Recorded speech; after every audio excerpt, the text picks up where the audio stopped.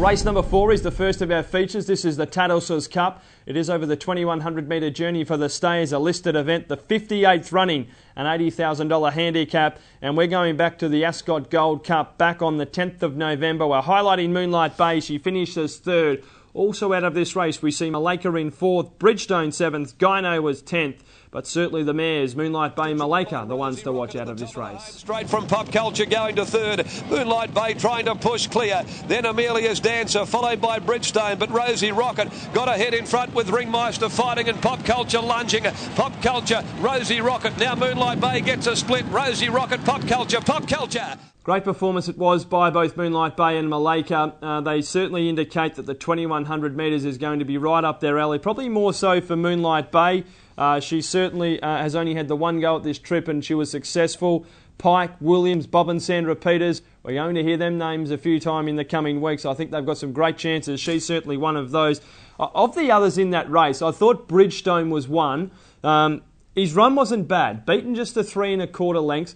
I think he gets up to the 2100, which is a very good distance for this son of Pentire. We saw him perform ever so well as a 3-year-old over these staying trips in the derbies and the likes. And this is the first real time he's got back up to a distance when he's had a reasonable campaign. And I really believe that this fellow is going to take an awful amount of beating come Saturday over this 2100 metre distance with the 54 kilos. Gyno's one that also will relish the 2100 metres. Starlight Ladies a mare racing well, but this is a tougher assignment for her. Smart Twister was a good last start winner. They just probably lack a little bit of class with the likes of the Moonlight Bays, and that they're coming out of easier races, Starlight Ladies, Smart Twister. For that reason, I'm looking to the Ascot Gold Cup. I'm going for Bridgestone each way, race 4. I like the 2 from the Parnham camp over the 2100. Let's go for Bridgestone. Well, race number 5 is the Carbine Club of WA Stakes over the 1400 metre journey, a listed event, and it's attracted a very good lineup with such a strong railway stakes. A lot of these horses, the likes of Terrific, Our Old Fella, Shammer Dashing, they're all looking to get into the railway stakes, but it's a high rating race and they're fronting up in the Carbine Club of WA Stakes. Let's go back to the Listeer Stakes. We're highlighting Our Old Fella here, finishes 4th. Under the weight for age conditions, a very good performance, beaten 2.5. To the outside, starting to run on strongly. West River Kevidon went to the 200 a length. Mabel Grace, our old fella. Here's Lucky Gray. He's starting to storm down the outside. He's back the Gray. Lucky Gray quickly descends upon them, races to the lead down the outside. Rattling home is Luke's Luck. God has spoken, our old fella. Look, it's a wonderful performance there by Our Old Fella against much stronger opposition under the weight for age scale. He's back to a handicap. He drops to the 55. Ideally suited. Barrier 7's a little bit of a bogey barrier. He's going to need a little bit of luck with Shooter McGruddy on top. Other runners in the race and speed of the race, you'd think Colour Correct would go forward. Also the likes of Eliotto. There's not a great deal of pace, to be honest. Maybe Lopov. He might bounce from one and try and be close to the speed, the recent Kalgoorlie Cup winner.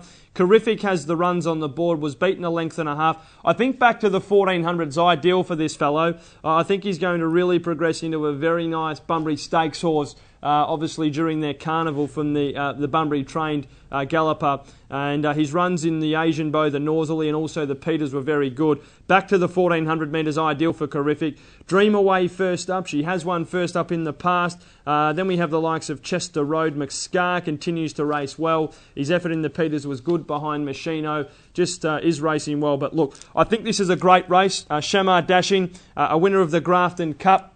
His effort on the 10th of November at Flemington was also very good behind Lornay. National Willowrides for John Thompson. Appears to have settled into WA exceptionally well. His work on Tuesday morning was also very good, and he certainly acclaims. But look, in race 5, I'm going for number 8, Our Old Fella. I just think back to the handicap. His effort in the Listeer under weight for age was good. His effort in the Prince of Wales under weight for age was good. Ticks a few of the boxes, hard to beat race 5. I like the 8, Our Old Fella. Well, the fillies and mares will do battle in race 6. This is the Carlton Dry Jungle Miss Classic. It is for the fillies and mares over the 1,200 metre journey, a listed race, and it's attracted a capacity lineup, a very, very tricky lineup. Replay, we're looking at Peggy's Dream. She's this well-related 5-year-old. Her victory on the 10th of November looked in trouble as they straightened under the big weight. She dug deep. This was a gutsy victory by Peggy's Dream. Then came Dupron Tom, but School Rumble's in full flight going past the 200.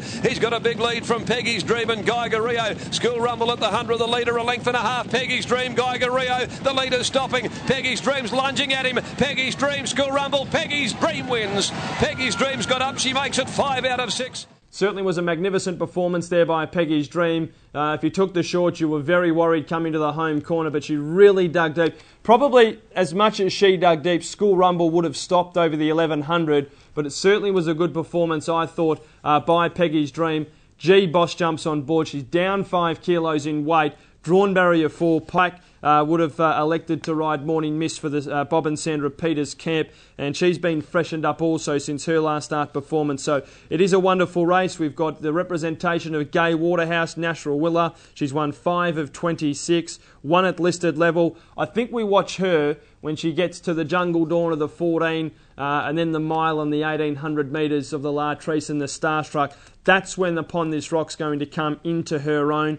El Machino is first up. Lee Rani looks to speed in the race. There's not a great deal of other pace aside from possibly Peggy's Dream, maybe Miss Vinoir with the blinkers, Mabel Grace from 2, but I thought Lee Rani would get the lead pretty easily. She'll kick around the corner, 1200. She was beaten 3.5 behind Waterman's Bay, who won easily, but she's probably a bit susceptible over this distance, even though she has won 2 at this journey in the past. I think one that comes into this race with solid each-way claims is Answers Are, Fred Kersley, Stephen Parnham. I know she's drawn 15 of 15. The barrier draws against her. I thought her effort behind Waterman's Bay was eye-catching. She bundled the start. She ran well. She's got a good second-up card. I just think a few suggestions indicate Answers Are at the each-way, quote, with equal luck, can play a part. And for that reason, I'm putting her on top each-way race 6 with the 5, Answers Are.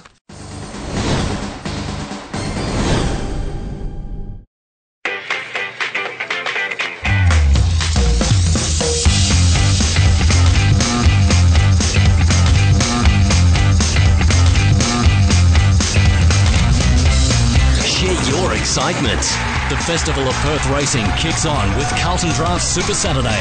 It's WA's biggest race day with $1 Million Racing and Jebediah live on stage. Tickets at perthracing.com.au. Share your excitement.